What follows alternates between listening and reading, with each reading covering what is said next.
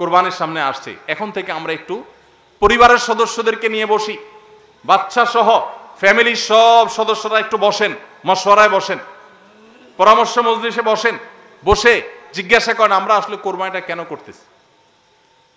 গোশত খাওয়া, ফ্রেশ গোশত আহরণ করা, মানুষের সামনে নিজেদের মুখ উজ্জ্বল করা, কি ধান্দা, উদ্দেশ্য কি? একজন একজন করে সবাই মতামত নেন এবং এটা নিশ্চিত করেন যে আমরা আল্লাহর জন্যই কোরবানি করছি। এটা কিভাবে নিশ্চিত করব? একটা তো বললাম যে বিশাল বড় গরু কোরবানি করেন সব সময়, এবার একটু ছাগল কোরবানি করেন, দেখেন তো মনে মানাইতে পারেন কিনা। কারণ আপনি বলবেন ভাই গরু কোরবানিতে অনেক টাকা লাগে, ছাগলে তো অনেক কম টাকা লাগে, তাহলে এই কোরবানি ওইটার চাইতে কিভাবে উত্তম হয়? আমি উত্তম বলতেছি না, আমি বলতেছি যে আপনার নফস, আপনার মন মানে কিনা যে আমি গরুর জায়গায় ছাগল কোরবানি করলেও তো হবে, হবে না হবে না? কেউ যদি ছাগল কোরবানি করে তার কোরবানি হবে কি হবে না? হবে। কোরবানি ছাগলও করা যায়, গরুও করা যায়, বেড়াও করা যায়, দম্বাও করা যায়, মহিষ দিয়েও করা যায়, উট দিয়েও করা যায়, এসব পশু দিয়ে কোরবানি করা যায়। অতএব আপনি এবছর একটু ছাগল দিয়ে করেন, বাকি গরু কেনার যে আরো বাজেটের টাকা ছিল সেগুলো দিয়ে আরো কয়েকটা ছাগল কিনে গরিব মানুষকে দিয়ে দেন, ওটা যাতে এলাকা মানুষ টেন না পায়, অন্য এলাকায় দিয়ে দেন। গরুর বাজেটের টাকা দিয়ে একটা ছাগল কিনে বাকি টাকা দিয়ে এরকম ছাগল কিনে মানুষকে দান করে দেন, জবাই করে অন্য মানুষকে গোশত দিয়ে দেন, এলাকা দিলেন না, মানুষ টের পারো না। তাহলে মনকে মানাতে পারেন কিনা দেখেন। এটা হলো অ্যাসিড টেস্ট, আমি বলতেছি না সবসময়, মাঝে মধ্যে এরকম করে দেখেন যে মন মানে কিনা। যদি দেখেন যে না মন মানে, তাহলে আলহামদুলিল্লাহ ভাইরা আমার। আর একইভাবে মাঝে মধ্যে আমার কোরবানি আমি জবাই করলাম, গোশত সব দিয়ে দিলাম, ফ্রিজে খুব একটা ভরলাম না, অল্প স্বল্প রাখলাম, কারণ আল্লাহ তাআলা বলেছেন ফাকুলু মিনহা ওয়া আতি'মুল বাঈসাল ফাকির, ফাকুলু মিনহা ওয়া আতি'মুল কানি' ওয়াল মু'তার। কোরবানি গোশত নিজেও খাবো, গরিব দুঃখীকেও খাওয়াবো, যে চায় তাকেও দিব, যে চায় না আত্মীয় স্বজন তাদেরকেও দিব। অতএব মুস্তাহাব এই তিনও ভাগে ভাগ করা, কিন্তু এটা ফরজ ওয়াজিব না। তাহলে আমি পরিমাণ একটু কম রেখে বেশিরভাগই দিয়ে দিলাম। মন মানে কিনা দেখেন, মন মানে কিনা। অনেকে আছেন লামসাম সামান্য একটু দিয়া আর সব ফ্রিজে ঠেলতে ঠেলতে ফ্রিজের দরজাই লাগে না, পারলে রশি দিয়া বাঁধে যে দরজা লাগে না। কারণ গোশত, পায়া, ভুড়ি, কলিজা, ফ্যাপসা সব ঢুকাইতে ঢুকাইতে ফ্রিজ বেচারা জাম হয়ে গেছে। তাহলে কোরবানি কেন করতেছি? গোশতের জন্য যদি কোরবানি হয়, এই কোরবানি করবাই না, এটা ফুর্তি। কোরবানি তো ত্যাগের নাম। আপনার ভিতরে ত্যাগ কতটা আছে, ত্যাগের মানসিকতা কতটা আছে। আপনি আল্লাহর রাহে, আল্লাহকে খুশি করার জন্য লাখ টাকা দিয়ে গরু কোরবানি করেন, ভালো কথা। আপনার মধ্যে আসলে ত্যাগের মানসিকতা আছে কি এটা প্রমাণ করার জন্য মাদ্রাসা, নতুন মাদ্রাসা হচ্ছে, সেখানে লক্ষ লক্ষ টাকার দরকার আছে, আপনি সেখানে 20,000 50,000 টাকা অকাতরে দিতে পারেন কিনা, এটা অ্যাসিড টেস্ট। সেখানে টাকা বাইর হয় না। কোরবানিতে লাখ টাকা দেন, মাদ্রাসা টাকা দেন না, মসজিদে টাকা দেন না, আরো অনেক দিনের কাজ আছে সেখানে টাকা দেন না, গরিব দুঃখী মানুষ আছে তাদের দরকার, একজন গরিব তার চিকিৎসা মাত্র 20,000 টাকা হলে হয়ে যায়, আপনি 20,000 টাকা দিতে পারেন কিন্তু দেন না, 2,000 দেন, 500 টাকা দেন, কিন্তু কোরবানির সময় মাশাআল্লাহ 1 লাখ টাকার গরু কিনেন। যদি আল্লাহর জন্যই হয়, স্যাক্রিফাইস যদি হয়, কোরবানিও করেন, ওখানেও দেন, কিন্তু কোরবানির সময় আসেন ওখানে নাই, তাহলে আপনার এই কোরবানিটা কি আল্লাহর জন্য হচ্ছে না নিজের জন্য হচ্ছে, আল্লাহর খুশির জন্য হচ্ছে না অন্য কোনো উদ্দেশ্য হচ্ছে? এই প্রশ্ন জোরালোভাবে আমাদের অবশ্যই রাখতে হবে। ভাইরা আমার, এর মানে আবার কেউ এটা বুঝেন না যে কোরবানি কম হোক আমরা সে চেষ্টা করব না, কোরবানি আরো বেশি বেশি করার চেষ্টা করবেন। কোরবানি যত বেশি হবে তত আমাদের সব দিক থেকে লাভ। তাহলে কোরবানি আসার আগে আগে নিজেকে নিজে জিজ্ঞাসা করবেন, পরিবারের সদস্যরা বসে নিজেদের মধ্যে পর্যালোচনা করবেন যে আমরা কোরবানিটা কেন করছি, আমাদের উদ্দেশ্যটা কি। আমাদের উদ্দেশ্য হবে আল্লাহর নির্দেশ পালনার্থে আমি আমার অর্থ করি, এটা ব্যয় করলাম। একটা পশু কিনলাম, ঈদের আগের রাতে কিনবেন না, পারলে 2-4 দিন আগে কিনবেন, যত বেশি আগে কিনতে পারেন তত ভালো। কিনলে ওই পশুটাকে আপনি নিজে হাতে খাওয়াবেন, গোসল করাবেন, ওইটাকে পরিপালন করবেন, প্রতিপালন করবেন, ওটার মধ্যে একটা মায়া হবে।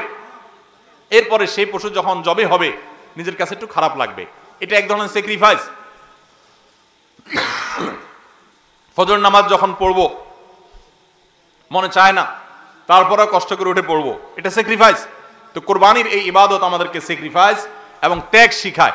আল্লাহকে সন্তুষ্ট করার জন্য আমরা যেই কোনো ধরনের স্যাক্রিফাইস করার চেষ্টা করব। আল্লাহ আমাদের সবাইকে তৌফিক দান করুন। ভাইরা আমার, আমাদের কোরবানি যেন অর্থবহ হয়, বিশুদ্ধ হয়, এবং আমাদের কোরবানি যেন ত্রুটি মুক্ত হয়, এই ইবাদতের সওয়াব যেন আমরা আল্লাহর কাছে লাভ করি, সেজন্য দ্বিতীয় যে পরামর্শ দিতে চাই বা যে দ্বিতীয় আমলটির কথা বলতে চাই সেটি হলো কোরবানির পশু এটা যারা বানাবে সে সমস্ত কসাইদেরকে উপযুক্ত মজুরি আমরা দিব, তাতে কোনো কার্পণ্য করব না। কিন্তু কোরবানির পশুর কোনো গোশত মজুরি হিসাবে দেওয়া যাবে না। কোরবানির পশুর গোশত যদি মজুরি হিসাবে দেন তাহলে সেটা জায়েজ হবে না, আপনার কোরবানি হবে না। এখন আপনি বলবেন, ভাই কেমন কথা, যেই বেচারা কোরবানির পশুটা জবে করলো, সরি গোশতটা প্রস্তুত করলো, চামড়াটা ছিললো, এত কষ্ট করে বানাইলো, গোশতগুলো সব নিয়ে বাসাতে উঠে যাবো আর তার কিছুই দিব না, কেমন হয়? দেখতে মনে হচ্ছে এটা অমানবিক না? আসলে কাহিনী ভিন্ন। কাহিনী কি? কাহিনী হলো কোরবানির পশু আমরা যখন জবাই করলাম, বিসমিল্লাহ আল্লাহু আকবার, আল্লাহুম্মা মিনকা ওয়ালাক, এটা যখন জবাই করলাম আল্লাহর নামে, তখন এই পশু আল্লাহর নামে জবে হয়ে গেছে। এটা মূলত যেটা বললাম গরিব দুঃখীকে দেওয়ার কথা, কারণ আমরা যখন যাকাত দেই, সাদেকা দেই, তখন কি ওটা নিজে খাইতে পারি? আর তাহলে কোরবানির গোশত তো খাইতে পারার কথা না, কিন্তু আমরা খাইতে পারতেছি কেন? আল্লাহ তাআলা এই একটা আর্থিক ইবাদত আল্লাহ কবুল করেছেন। আমরা যখন সহি নিয়ত যদি করে থাকি আল্লাহ কবুল করে, এরপর বলেন ঠিক আছে তোমাকে দিলাম, তুমি খাও আমার তরফ থেকে, আল্লাহর তরফ থেকে এবার আমি খাই। তো এই কোরবানির গোশত এটা বিক্রি করা জায়েজ আছে না জায়েজ নাই?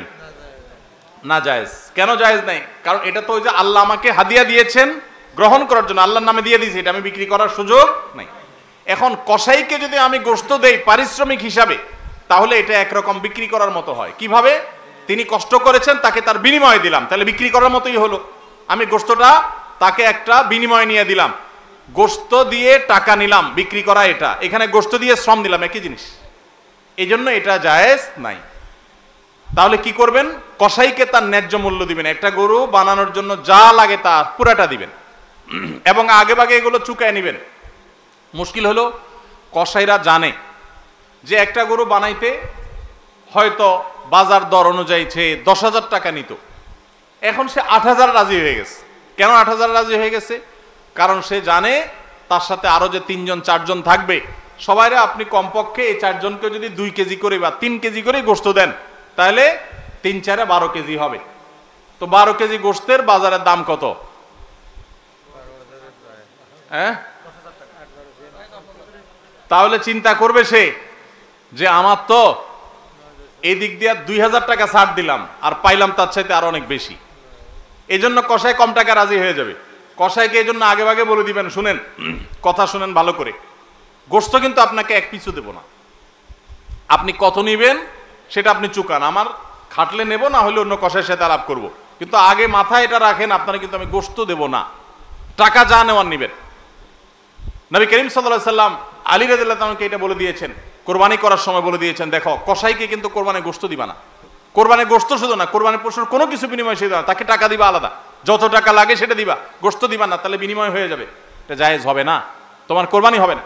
এই জন্য ভাইরা এই জিনিসটা আমাদের সাবধান থাকতে হবে, কসাইকে কোরবানির গোশত বিনিময় হিসাবে দেওয়া যাবে না।